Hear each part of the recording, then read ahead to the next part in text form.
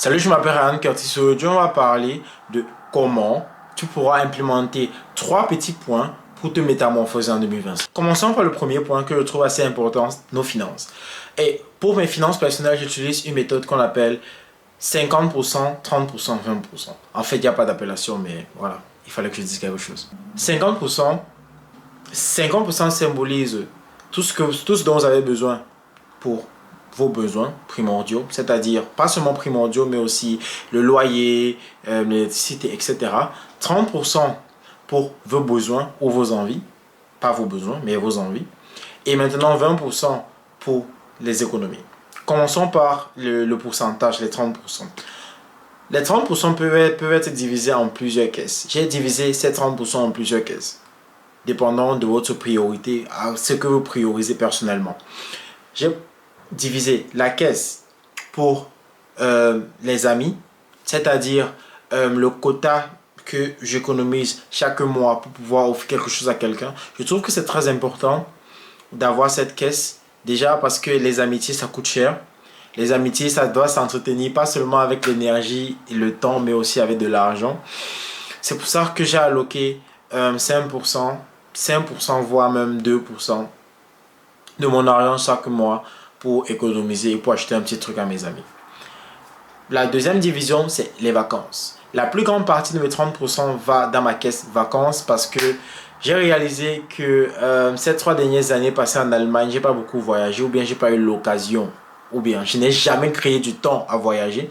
Donc, je me suis fait une promesse qu'à partir de 2025, je vais commencer à voyager. Donc, j'ai une caisse voyage, j'ai une caisse urgence à l'intérieur également. Mais là, c'est vraiment pour ceux qui peuvent se le permettre.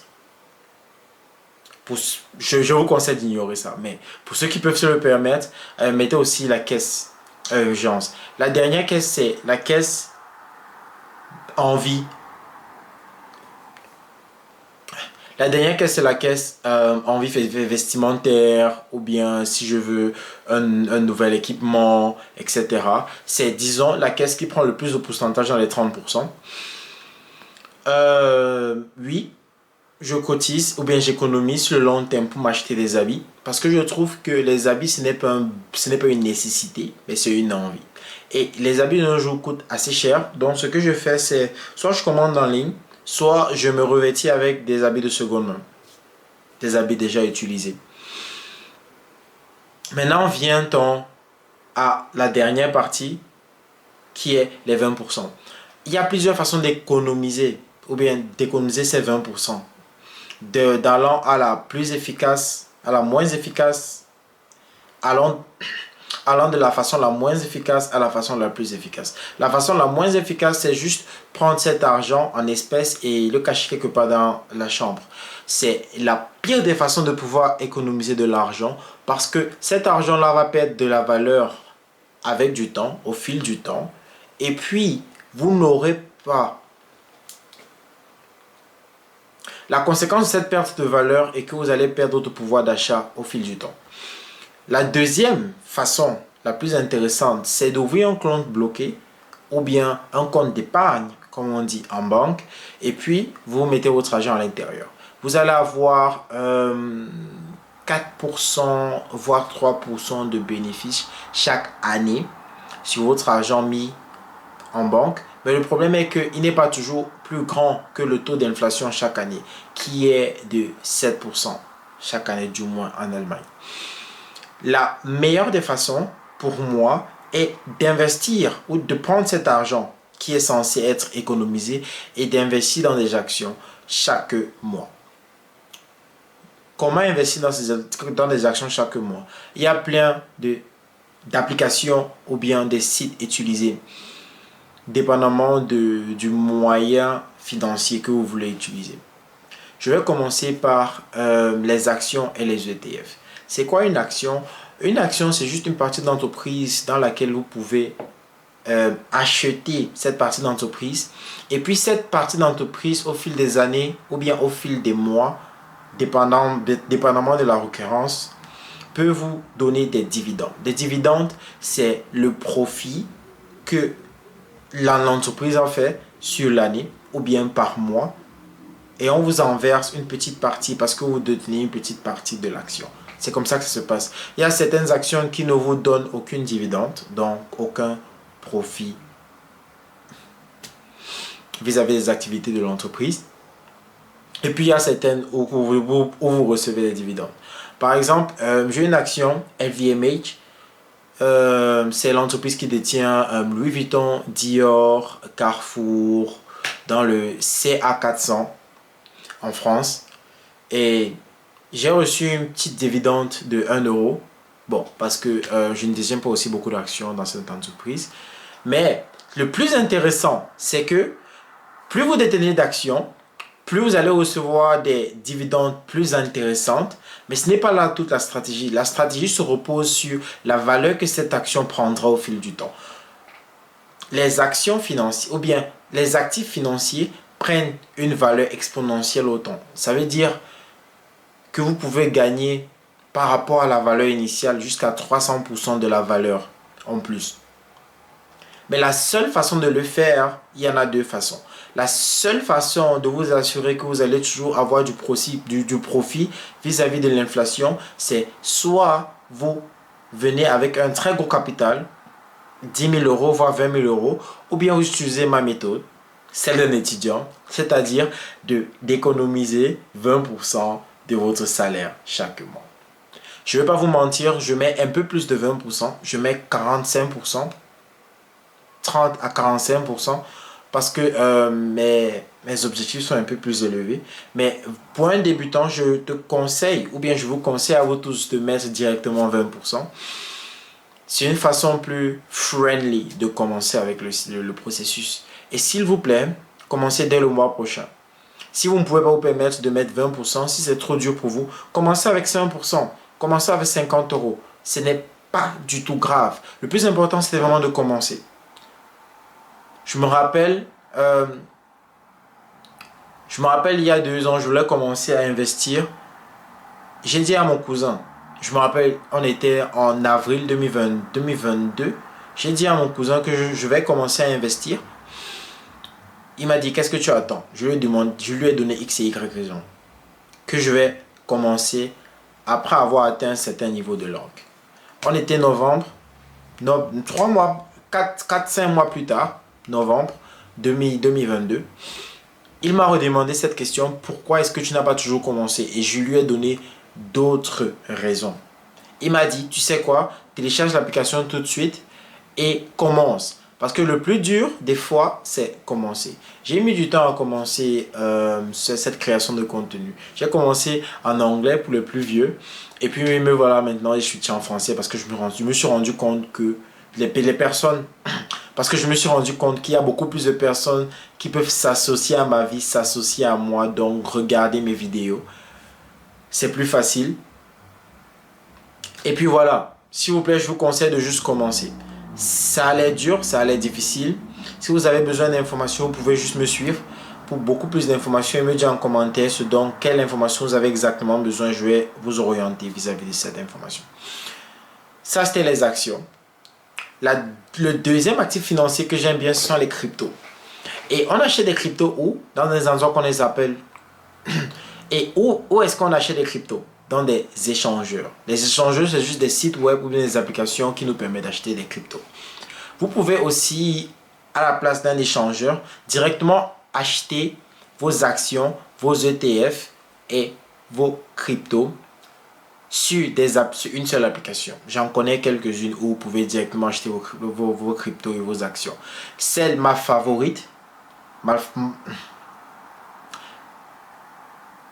l'application que j'aime le plus utiliser s'appelle Revolut. Revolut est juste une banque en ligne où non seulement vous pouvez vous obtenir une carte Visa totalement gratuite, digitale, que vous pourrez utiliser partout dans le monde juste avec un smartphone. Mais la capacité ou bien l'avantage de Revolut est qu'il est accessible et qu'il est très facile à utiliser. Il est non seulement accessible mais aussi très facile à utiliser. Ça fait pas moins d'un mois, ça fait pas moins d'un an que j'utilise Revolut constamment et je suis totalement satisfait.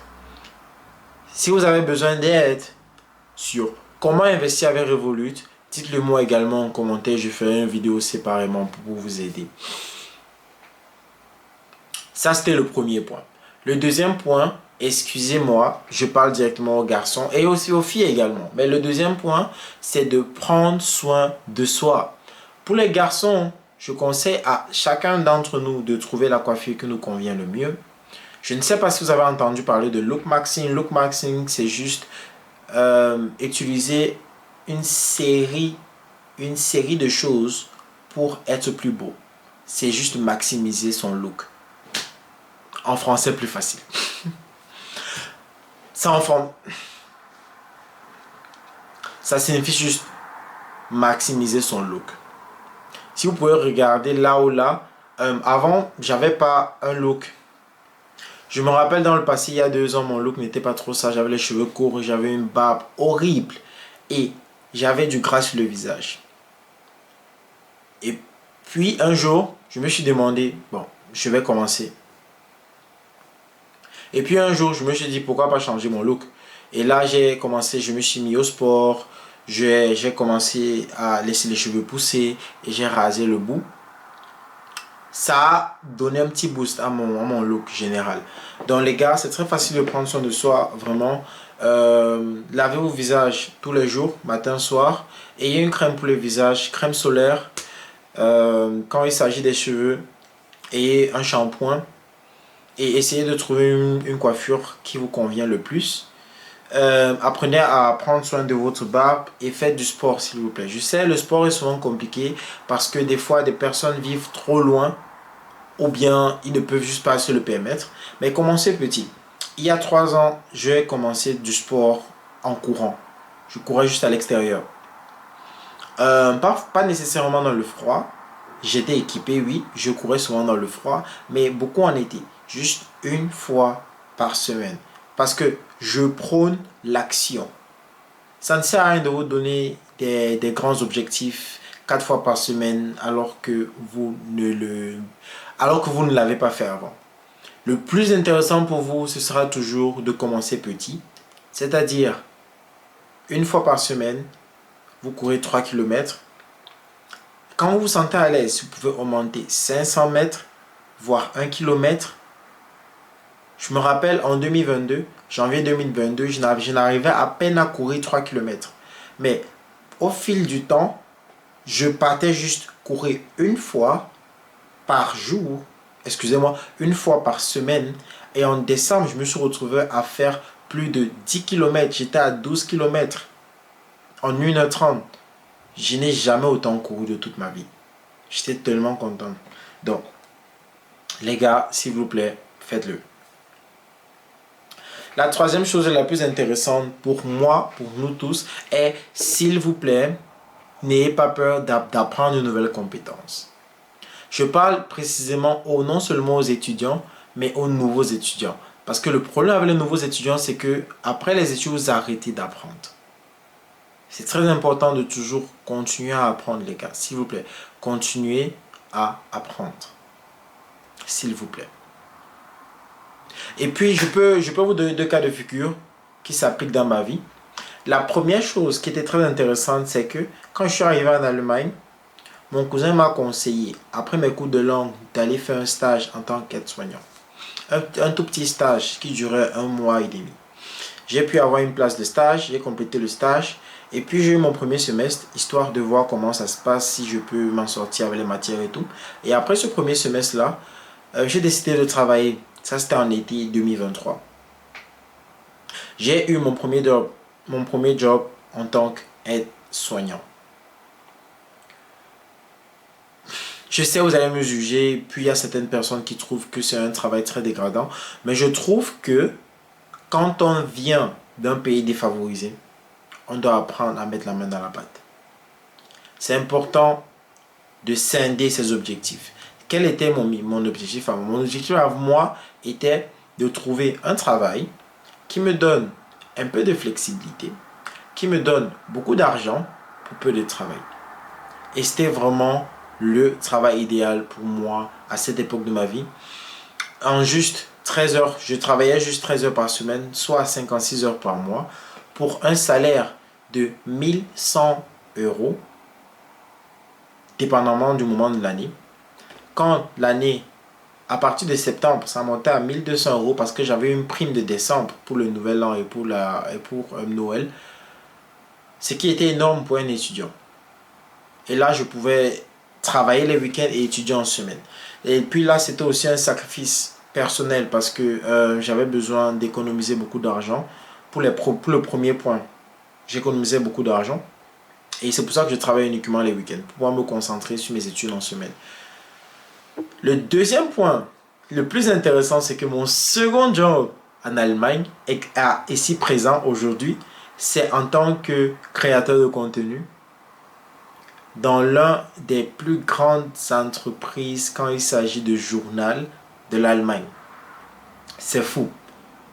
J'ai commencé à tourner des vidéos en avril 2024. Exactement avril 2024, j'ai commencé à tourner les vidéos. Et me voilà aujourd'hui, j'ai détenu un contrat en tant qu'étudiant pour pouvoir les aider dans l'édition, dans le tournage de leurs vidéos. Je trouve ça très intéressant parce que ça va non seulement me permettre, moi, de pouvoir être exposé à un monde tout à fait différent parce que c'est le monde du travail dans une entreprise, je ne l'ai jamais vécu.